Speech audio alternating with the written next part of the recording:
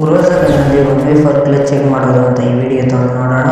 ಈ ವಿಡಿಯೋ ಏನಾದರೂ ನಿಮ್ಗೆ ಇಷ್ಟವಾದರೆ ನನಗೆ ಯಾರಾದರೂ ರಿಕ್ವೆಸ್ಟ್ ಕಳಿಸ್ಬೋದು ಅಂದರೆ ನನ್ನ ಐಡಿಯಾದಿದೆ, ರಿಕ್ವೆಸ್ಟ್ ಕಳಿಸೋರು ಕಳಿಸ್ಬೋದು. ಈ ವಿಡಿಯೋದಲ್ಲಿ ಒಮ್ಮೆ ಫಾರ್ ಕ್ಲಚ್ ಮಾಡೋದು ಈ ಪ್ಲೇಸಲ್ಲಿ ಅವನ್ನೆಲ್ಲ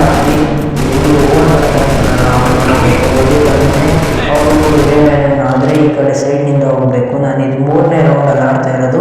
ನಾವು ಗುಯೋ ಹೊಡೆದಾಕಿದ್ದೀವಿ ನೋಡಿ. ಬೇಕಂದರೆ ಒಮ್ಮೆ ಫೋರ್ ಕ್ಲಿಕ್ ಆಗಿ ನೋಡಿ ಬಾಡಿ ಶಾಟ್ ಪ್ಲೇಯರ್ಸ್ ಮಾತ್ರ ಇದು ಹೇಳ್ತಾ ಇರೋದು.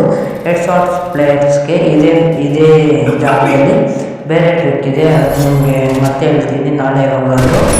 ಬಾಡಿ ಶಾಟ್ ಪ್ಲೇಯರ್ ಮಾತ್ರ ಇವಾಗ ಇವಾಗ ನೇಡಲ್ಲಿ ಕುಕ್ ಮಾಡಬೇಕು. ಕುಕ್ ಮಾಡಿ ನಿಮ್ಗೆ ಎಷ್ಟಾಗುತ್ತೆ ಅಷ್ಟು ಡ್ಯಾಮೇಜ್ ಬಿಡಿ. ಡ್ಯಾಮೇಜ್ ಬಿದ್ದಿದ್ದಾದ್ಮೇಲೆ ಡೋರ್ ಮಾಡಿ ಅವ್ನು ನಮಗೆ ನಮ್ಮ ಟೀಮ್ಮೇಟ್ ಹಾಕಿದ್ದು ಮತ್ತು